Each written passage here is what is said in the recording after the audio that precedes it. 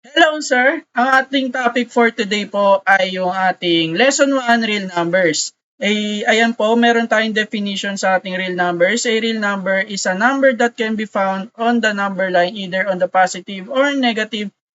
These are the numbers that we normally use in different aspects of life. Ayan sir, meron tayong real numbers charts dyan. Kung nakikita nyo, ayan po.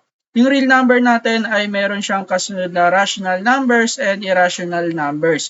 Tapos yung ating rational numbers ay may kasunod din po na non-integer rational numbers and integers po. Ayan. Tapos yung ating integers ay merong negative numbers and whole numbers. Tapos yung ating whole numbers ay zero and natural numbers po. Ayan. Magbibigay tayo example sir para mas maintindihan nyo po kung ano po ibig sabihin po niyan mga yan.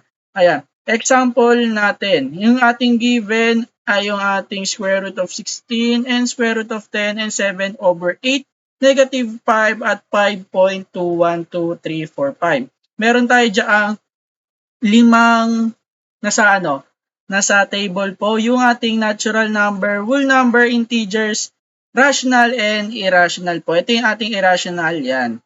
Ayan po. Ayan. Yung ating natural number po sir ay yan. Yung ating square root of 16.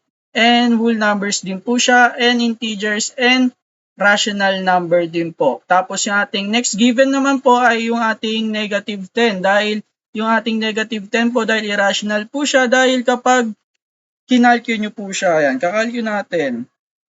Tapos, ang kinalabasan po niya ay 3.16. Kaya nagiging irrational number po siya. Tapos, yung ating 7 over 8 naman po ay rational number po yan at yung ating negative 5 ay integers po at rational number.